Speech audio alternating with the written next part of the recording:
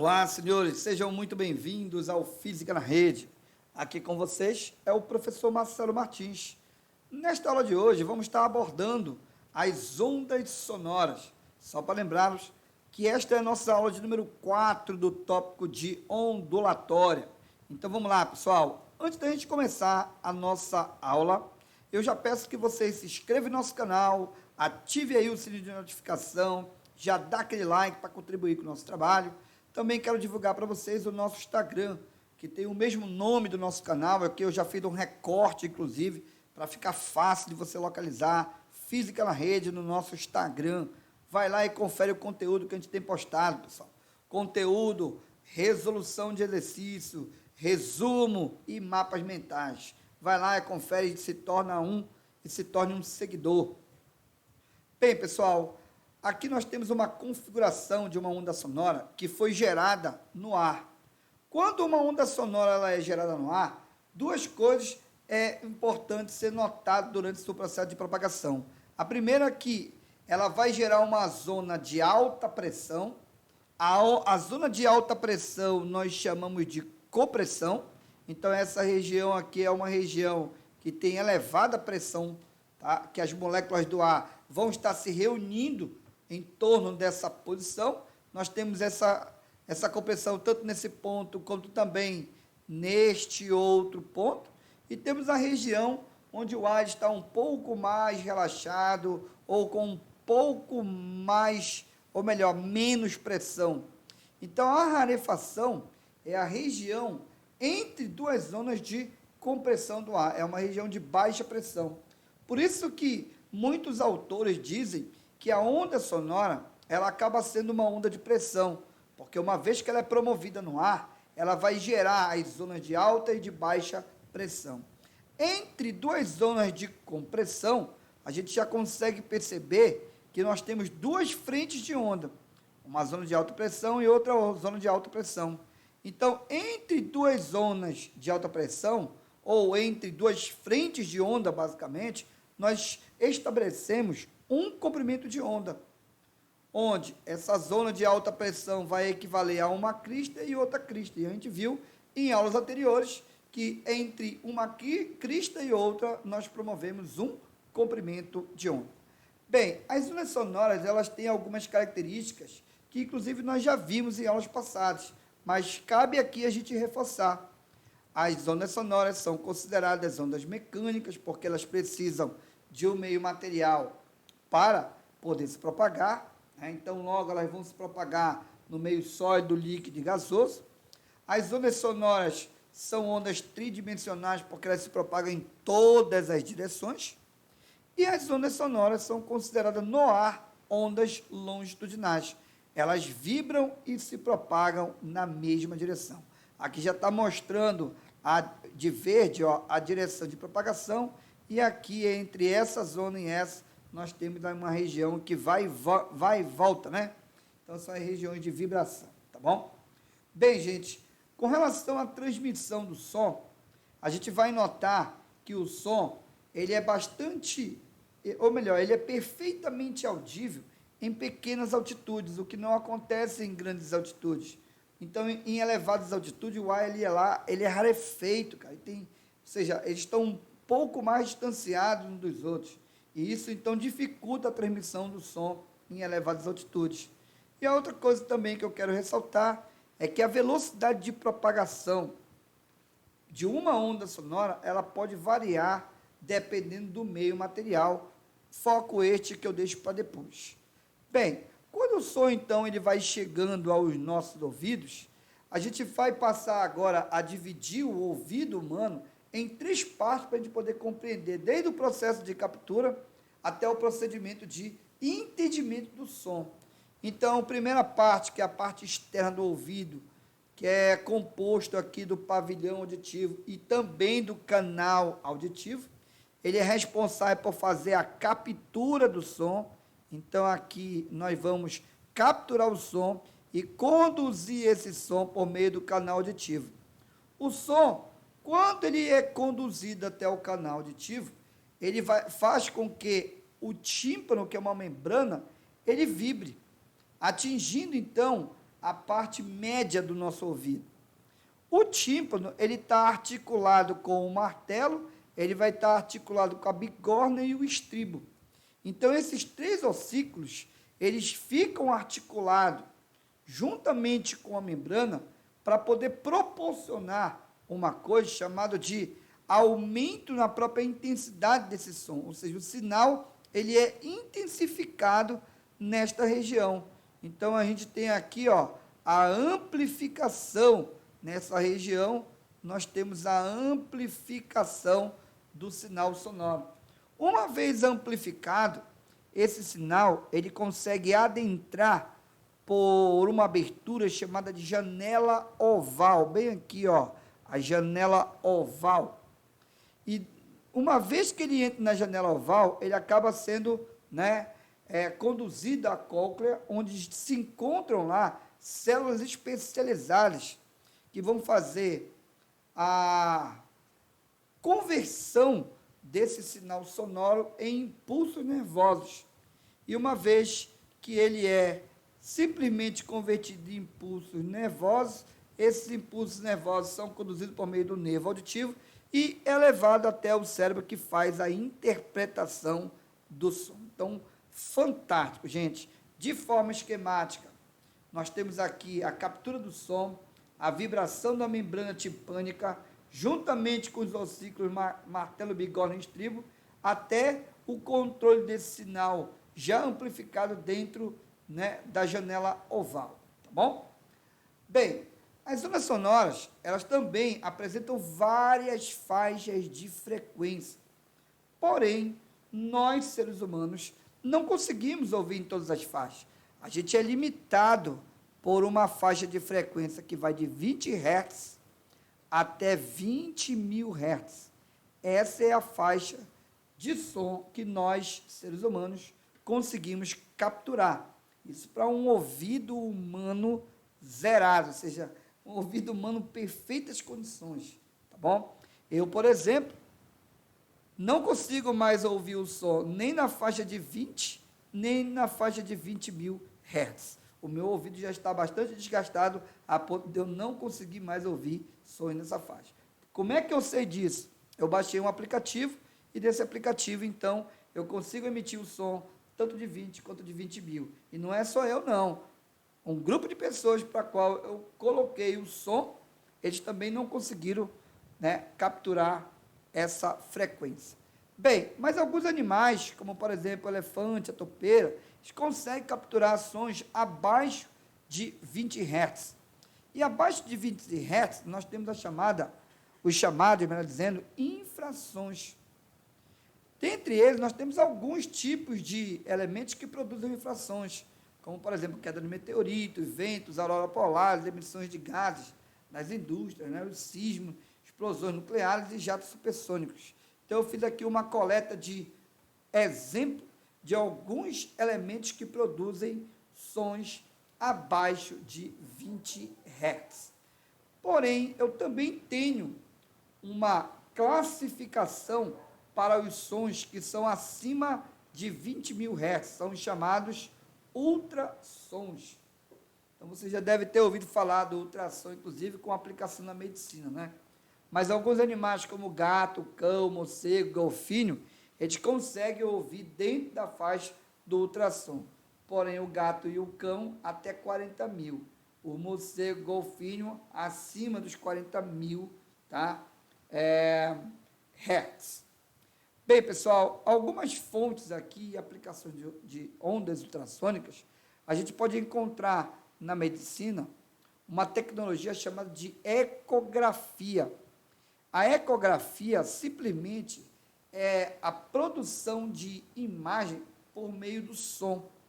Então, essa tecnologia, muito utilizada para poder reproduzir a ecografia, no fundo, vulgarmente chamada como ultrassonografia dos bebês, para saber como é que estão os bebês, basicamente, lá, na barriga da mãe. Aqui eu tenho uma ecografia 3D, que mostra, inclusive, com mais perfeição o formato do feto. Temos a ecografia também sendo utilizada para o cálculo renal, mais conhecido como pedra no rim. E também eu tenho aqui uma ecografia simples. Essa ecografia a gente consegue determinar, inclusive, por meio de uma imagem como essa. Tá? Aqui eu tenho a imagem de um feto e eu consigo dizer para vocês qual é o sexo desse feto. Então, observa aqui na imagem, pessoal, ó. Então, foi conseguido, através do contorno aqui de vermelho, localizar o sexo, né? Então, uma vez que aqui tem um órgão genital masculino, logo nós dizemos, então, que trata-se de um menino, um boy. Bem, pessoal, uma outra aplicação de ondas ultrassônicas é feita por meio do sonar. E o sonar, geralmente, ele é utilizado em grandes embarcações e também na indústria pesqueira, tá? Para poder avaliar, né, se há bancos de areia, tá? Para uma navegabilidade mais tranquila. Então, ele consegue fazer aí, tá? Emitindo som para o fundo do mar, ou do rio, tá? Ou do lago, onde quer que ele vá estar navegando, ele consegue, então, fazer uma varredura do fundo do mar para saber se ele está navegando numa região mais tranquila. Na indústria pesqueira, isso se tornou, inclusive, uma grande aplicação, porque antigamente se jogava a rede tentando capturar, né, o cardume de peixe. Hoje, a indústria pesqueira já vai na certa, ela vai utilizando o sonar e onde ela consegue localizar o cardume de peixe, já lá ela instala a sua, ou melhor, estende a sua rede e fica mais fácil, inclusive muito mais rápido o processo de pesca, tá bom? Bem, o sonar também é utilizado para poder revelar a imagem do fundo do oceano, não deixa de ser uma ecografia, né? Que ele consegue produzir aí e gerar a imagem. Então, aqui a gente tem uma topografia do fundo do oceano. As regiões mais vermelhas aqui significa dizer regiões mais próximas. E o que está em preto aqui, a gente não tem noção de quanto que é o nível de profundidade. Bem, mas quem também emite ondas ultrassônicas é o morcego, né? A gente viu que o morcego está dentro da faixa das ondas ultrassônicas. Ele utiliza o ultrassom geralmente para poder localizar a sua presa ou o obstáculo. Pode perceber que o morcego, quando ele sobrevoa uma região, ele vai fazendo muitas curvas, porque ele vai emitindo e recebendo essas ondas ultrassônicas e ele acaba fazendo voos muito rasantes em virtude dessa, né, da captura, porque o morcego ele não tem uma visão muito perfeita, né? A visão do morcego é extremamente limitada. Então, o grande guia do morcego durante o seu movimento são as ondas ultrassônicas que ele emite e acaba recebendo. Bem, aqui eu tenho uma tabela que mostra a velocidade de propagação de algumas ondas sonoras, como, por exemplo, a onda sonora sendo propagada no ar a 20 graus Celsius promove, então, uma velocidade de 344. Quero até destacar esse valor. Ó. Velocidade do ar, no ar, a 20 graus Celsius, 344. No hélio, tá? Aqui, 900. No hidrogênio, também gás, tá? 1330. Nos líquidos, a gente vai perceber uma certa diferença, com exceção do hélio líquido a 4 Kelvin, que é a temperatura baixíssima, com qual a velocidade do som é 211.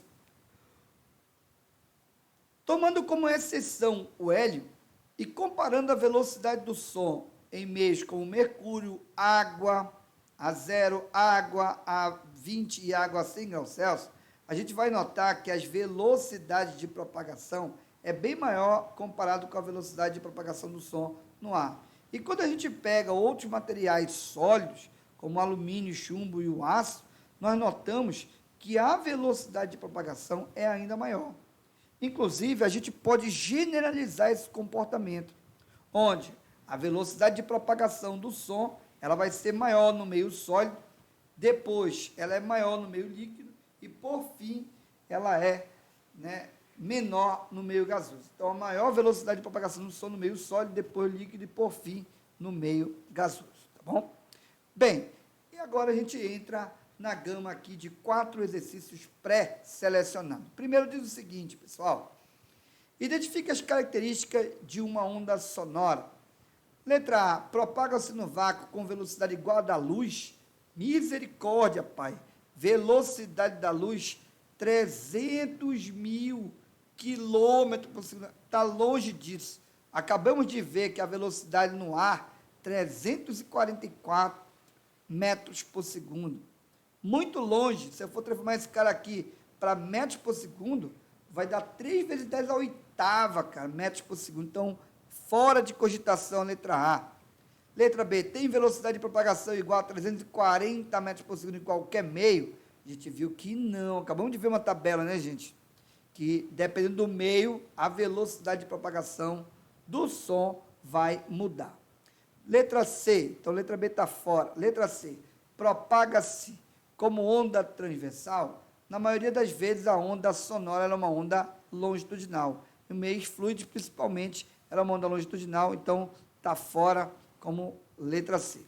Letra D, todas as ondas sonoras têm igual comprimento de onda? Não, pessoal, porque se a velocidade de propagação muda, nós também temos mudança no seu comprimento de onda. Então está fora, e aí, por eliminação, acabou sobrando para a letra E. Necessita de um meio material para se propagar. Lembrando que a onda sonora, ela é considerada uma onda mecânica, logo ela precisa de um meio para poder se propagar. Vamos para a segunda questão? Vemos o relâmpago e depois ouvimos o trovão. Isso ocorre porque já até te dei a resposta. Olha a velocidade da luz, cara. Essa aqui é a velocidade da luz, 300 mil km por segundo, e a velocidade do som no ar, 344 metros por segundo, ou 340 aproximadamente, né? Letra A, o som isso ocorre porque o som se propaga no ar? Não, porque a velocidade da luz é maior do que a velocidade do som. Letra B, a luz do relâmpago é muito intensa? Também não. C, a velocidade do som no ar é 340 metros por segundo. Letra D, a velocidade do som é menor do que a da luz? Põe menor isso, cara. Então, a letra D, muito menor do que a velocidade da luz. Próxima questão que caiu na prova do UFMG. Diz assim, ó: ao assobiar, Rafael produz uma onda sonora de uma determinada frequência, ó. Então, quando ele assobia, ele tem uma emissão de uma onda sonora com determinado valor de frequência. Essa onda gera regiões de alta e baixa pressão, a gente viu, né?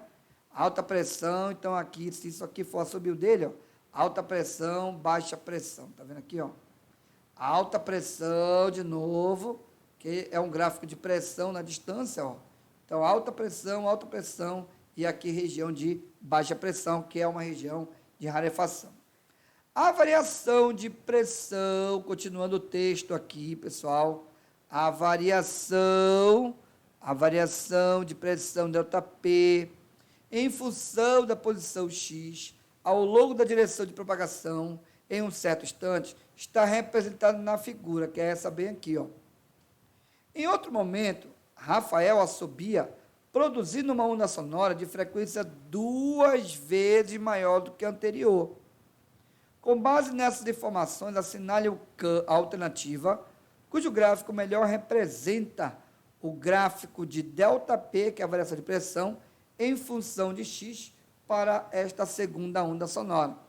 Observa que essa onda sonora, ela sai do zero aqui, ó, e vai até 20. Depois ela se repete bem aqui, 40. Então, se ela vai de 0 a 20, tem meio comprimento de onda, e um comprimento de onda está dando, no total, 40. Então, olha só, o comprimento de onda, ele está dando na faixa de 40, né? 40 aqui, ó. Então, se a frequência, ela aumenta, vai ter que diminuir esse comprimento de onda. E se a frequência dobrou, o teu comprimento de onda, ele vai ter que ir, o teu novo comprimento de onda, ele vai ter que ser a metade do que ele era no anterior. Então, se o comprimento de onda aqui está dando um total de 40, agora ele vai ter que dar 20. Na letra A não está dando 40 ainda. Na letra B, na letra B está dando 20, não, está dando 40 ainda, mas aumentou a amplitude, né? Vamos ver aqui, tem 4 traços para amplitude, 4 traços, aqui aumentou a amplitude, então não pode.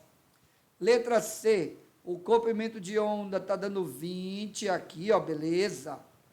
E letra D está dando 40, então a alternativa correta, letra C, gente. Continua dando lá, ó, pico, a amplitude dele, continua dando 4 unidades de pressão, tá vendo lá? Pressão máxima, 4 unidades aqui também na letra C, porém, a frequência, né, ela aumentou. Se ela aumentou, tem que reduzir esse comprimento de onda. Então, a alternativa correta, letra C. Bem, a última questão de hoje é uma questão que vem lá da prova da UNAMA. E diz o seguinte, ó, o diálogo a seguir retrata a conversa de um médico com seu paciente sobre algumas características do uso de ultrassom em exames. O médico, então, diz o seguinte, as ondas de ultrassons são geradas por transdutores ultrassônicos e os transdutores são dispositivos que transformam a energia elétrica em vibrações mecânicas na faixa do ultrassom. Aí o paciente diz assim, mas doutor, tenho muito medo de fazer exame de ultrassom. Um tio meu disse que ficou surdo, pois o som era ultra alto. Ultra alto. Será que é verdade? Uma possível explicação que o médico poderia dar em sequência ao diálogo seria, letra A. Pessoal, primeiro é o seguinte, ultrassom está acima da faixa de frequência que nós conseguimos ouvir. Então, essa pessoa diz que o tio ficou surdo, então isso aqui é o quê? Mentira, cara, tá? E dizer que ele é ultra alto, ele até é ultra alto, mas, porém, ele não é perceptível ao olho humano, ou melhor, ao ouvido humano, desculpa. Letra A diz assim, então o médico vai explicar, né? Uma vez que as ondas ultrassônicas são ondas eletromagnéticas, não, pessoal, são sons. Então está fora a letra A. B, de fato, as ondas ultrassônicas possuem altas frequências, mas por serem ondas eletromagnéticas, também está fora. C, de forma alguma, o ouvido humano não é capaz de detectar ultrassom. Então, a alternativa correta, letra C. Então, pessoal, nós ficamos por aqui. Espero que vocês tenham gostado dessa aula. Se gostou, já dá o like e aguarde a nossa próxima aula. Até mais, gente. Tchau, tchau.